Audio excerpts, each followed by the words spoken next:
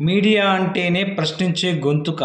సమాజం పట్ల బాధ్యతగా, విలువలు, విశ్వసనీయతతో ప్రజా సమస్యల మీద పోరాటం చేస్తూ, ప్రజా సంక్షేమ అభివృద్ధి దిశగా ప్రభుత్వంలో చలనం కలిగిస్తూ, ఎప్పటికప్పుడు ప్రభుత్వానికి సూచనలు చేస్తూ, ఒక సమాజంలో చెడు మీద యుద్ధం చేసే ఒక అద్భుతమైన ఆయుధం మీడియా. మీడియాకున్న స్వేచ్ఛ, ఆ స్వేచ్ఛను కరెక్ట్గా యూజ్ చేసుకోవాలి. అంటే మంచి కోసం పాటుపడేదే మీడియా, జర్నలిజం.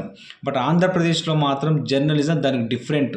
వాళ్ళకి ప్రజా సమస్యలు పట్టవు, ప్రజా సంక్షేమ అభివృద్ధి అవసరం లేదు, సమాజంలో జరుగుతున్న చెడు గురించి అవసరం లేదు. వాళ్ళకి ఎంతసేపు చంద్రబాబు నాయుడు చేస్తున్న అవినీతి, అరాచక, అక్రమ పరిపాలనకు మాత్రం దాన్ని పొగుడుతూ, దానికి తోడు జగన్మోహన్ రెడ్డి గారు చేసిన అద్భుతమైన సంస్కరణలు కానీ, ప్రజా సంక్షేమం గురించి విషం చిమ్మటం అనేది ఈ యొక్క ఎల్లో మీడియాకి అలవాటైన పని. వాళ్ళకి 24/7 జగన్మోహన్ రెడ్డి గారి మీద విషం చిమ్మడం, జగన్మోహన్ రెడ్డి యొక్క క్యారెక్టర్ని అసోసియేషన్ చేయడం, జగన్మోహన్ రెడ్డి ప్రజలకు చేసిన మంచి మీద 24 గంటల అబద్ధపు వార్తలు సృష్టించి ప్రజల మెదల్లోకి ఎక్కించే ప్రయత్నం చేస్తూ జర్నలిజం ముసుగులో ఎంత నీచానికి దిగజారాలో అంత ఈ నీచానికి దిగజారి ఏమాత్రం విలువలు, విశ్వసనీయత లేకుండా జర్నలిజం చేస్తుంది ఈ ఎల్లో మీడియా.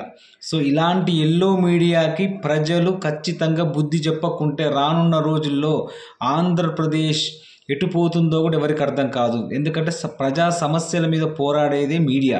కానీ ఈ జర్నలిజం మాత్రం కేవలం ఒక వర్గానికి కొమ్ము కాస్తూ చంద్రబాబు నాయుడు చేసే అవినీతికి సపోర్ట్ చేస్తున్న ఇలాంటి మీడియాని ప్రజలు ఎంత దూరం పెడితే ఆంధ్రప్రదేశ్కి అంత మంచిది.